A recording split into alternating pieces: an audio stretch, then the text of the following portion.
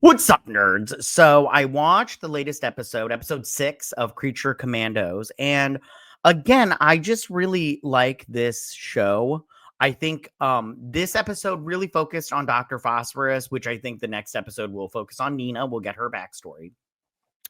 But I really liked I don't know, I felt bad for Dr. Phosphorus. I mean, he loses his whole family. I'm spoiling before we get there, but and they pepper, like, the rest of the episodes, they pepper their backstory throughout the entire thing, but it was just really like sad and like it just sucked and everything. But of course he listened to a woman, got in trouble for that. But I liked this episode. I thought it was really, really good.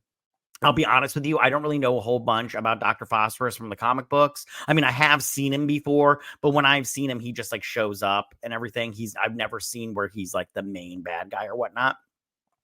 And that's just with a lot of these characters, just because they're not really, if they're in the comic books, if it's Creature Commando comic books, I don't read those. But if it's like from a, like a Batman comic book or something like that, and they show up, then, ipso facto. Let me get to this breakdown and everything and just share what my thoughts on this, but I really don't have anything like, in depth in terms of like, I mean, there are some Easter eggs here, but not an overwhelming amount, which is fine, but yeah, all right. Let me get to this breakdown, and then I'll tell you my thoughts and everything, and then see you on the inside. All right, here we go. So in flashbacks, nuclear scientist Alexander Sartorius, he agrees to work with mob boss Rupert Thorne, and he's doing that so he can develop a cure for cancer using nuclear fusion. However, true to form, Alex realizes his true intentions and betrays him. Now, upon discovering this, Thorne, he's pissed, but Thorne has Alex's family killed, and he frames Alex for this crime and all these other crimes, and tries to kill Alex with his nuclear equipment. But instead, Alex becomes radioactive and a metahuman, and he takes the name Dr. Phosphorus, and he kills Thorne and all his lackeys and takes over his criminal empire until he is eventually captured and taken to Belle Reve by Batman. So Gotham City makes its DCU debut, and it has the classic Gothic design, complete with gargoyles. We always love those gargoyles. Rupert Thorne joins the DCU, and he exits it. But he's a Gotham gangster who first appeared in Detective Comics number 469 in 1977. And in that issue, Phosphorus vows revenge on him after Thorne moves the nuclear power plant outside the city limits, causing Phosphorus his accident. Now, Dr. Phosphorus' origins is told in this episode, and it is slightly altered. In the comics, Dr. Alex Sartorius, if I'm saying that correctly, fell into a nuclear power plant after Gotham City Council unsafely managed the plant outside the city limits due to Rupert Thorne's tax evasion practices, and he also fought Batman. Bialia is mentioned, and Dr. Phosphorus refuses to provide his nuclear cancer research to their authoritarian regime.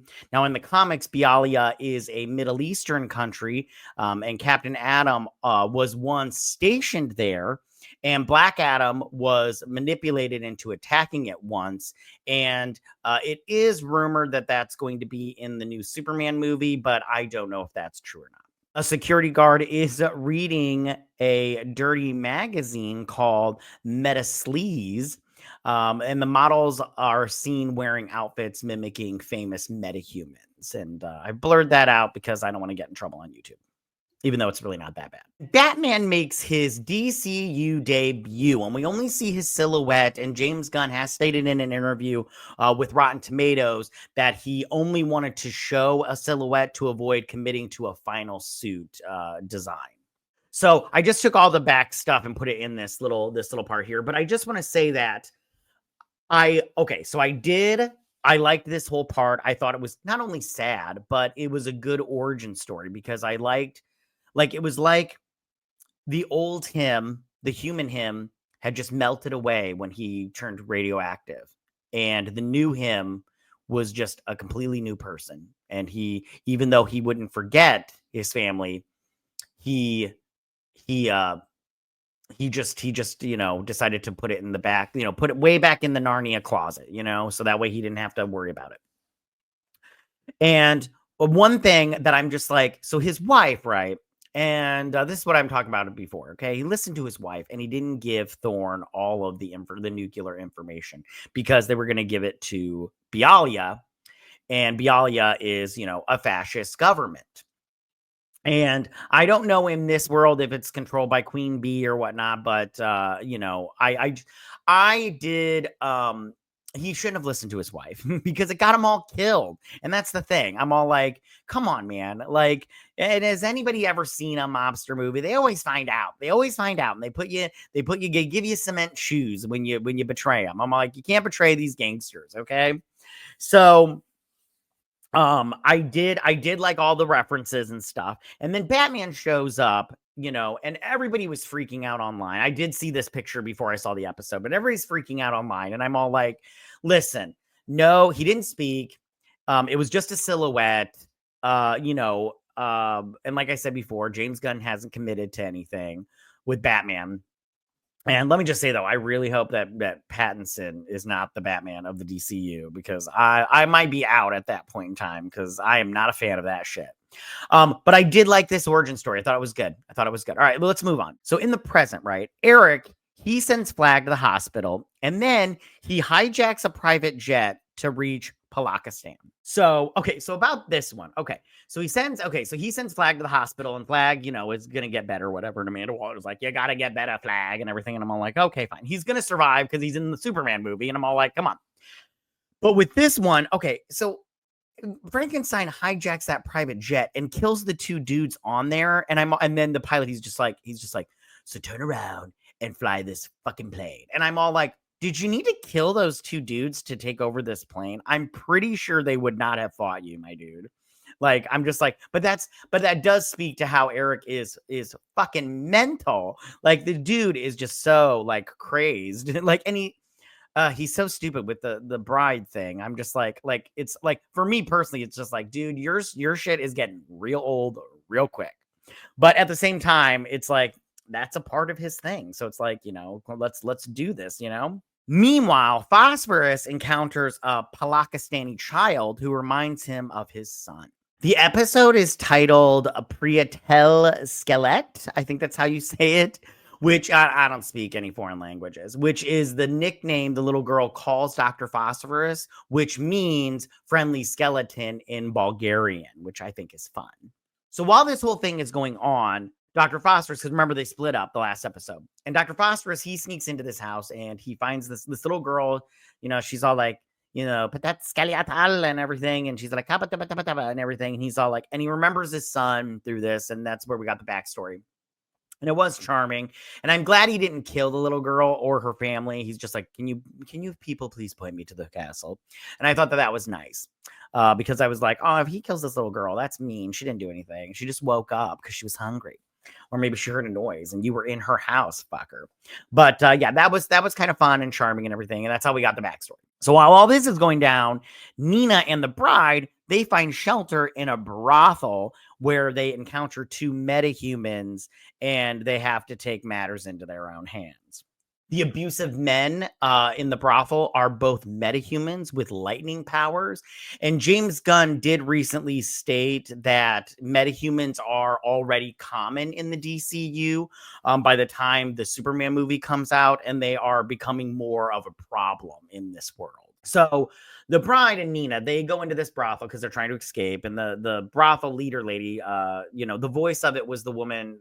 I don't remember her name. I'll throw a picture up and everything. But she was in the Penguin, and she's in like Expanse. She's got a great voice. It's very raspy though. Like, she's been smoking too many. She needs to switch to ultralights. You know, too many menthols.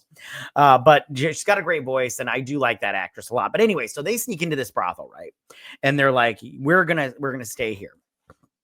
And you're gonna lie to these soldiers, or we're gonna kill you and everything. And the head lady's all like, then you can stay there and everything. But then two metahuman dudes come in. They have electric powers, and brothers. And one of them starts roughing up one of the whores. And then he's all like, let's just kill all these bitches and then get out of here. And the one brother's like, oh, not again, Martin, or whatever his name is. I don't know. But they end up getting killed by the bride because the bride is having none of this nonsense, right? And me, I'm just like, I'm all like, this is cool. But, the thing about it is, I'm like, when are we going to see some titties, like, come on, man. You got some whores around and you're not going to show titties? Like, come on, what's all that nonsense? It's fine. It's fine. I mean, that's not what the show is about. But at the same time, I'm all like, children aren't watching this. So why can't we make it a little bit more adult, Anyways. So while all this is going down elsewhere, Weasel escapes into the forest where he befriends a wolf pack before leaving them to find Rostovic, who reminds him of one of the children that he befriended before. And so this part I thought was like, just kind of like fine. I was like, whatever about it. We spent too much time with this because Weasel's just not one of those characters that I care about. Like, I'm just like, Weasel, you're here, and I'm getting used to it. But at the same time, I'm all like, I don't care about you. You're just like, But and then he's going back to the castle and he leaves this little wolf pack that he finds. And I'm like, good for you. You found friends. Yay. So as Rostovic, she assembles her forces. Task Force M reunites outside her castle. So the episode ends with the Creature Commandos, the team of 4 as we know them right now, and they end up in front of the castle. And I'm curious as to where this is going in terms of that vision that Cersei had, because I don't think that and this is the thing, if Rostovic is the real Rostovic in that vision, how'd she get that scar? I think Weasel's gonna give her that scar. Just because he's got claws and, but maybe he doesn't. I don't know. And then I do wonder how she got to the point where she's joining forces with Gorilla Grodd to destroy the world or whatever. I'm like, this is interesting, and I'm interested in seeing. Also, this has got a season 2. It's been greenlit a season 2, so yay. But I did like this episode. I'm excited to see the next episode where this show goes. I'm really interested in knowing if that vision comes to fruition or if it's just, nonsense, But tell me what you guys thought about this episode. Did you like it? Did you not like it? Do you miss GI Robot like I do? I miss GI Robot, But tell me what you guys thought. Go ahead and leave all your comments in that section down below. If you like this video, go and hit that like button. I won't mind. If you're new to the channel, please hit that subscribe button. I'd greatly appreciate it. And I will see you guys on my next Creature Commandos breakdown and review. You guys have a good day. Bye.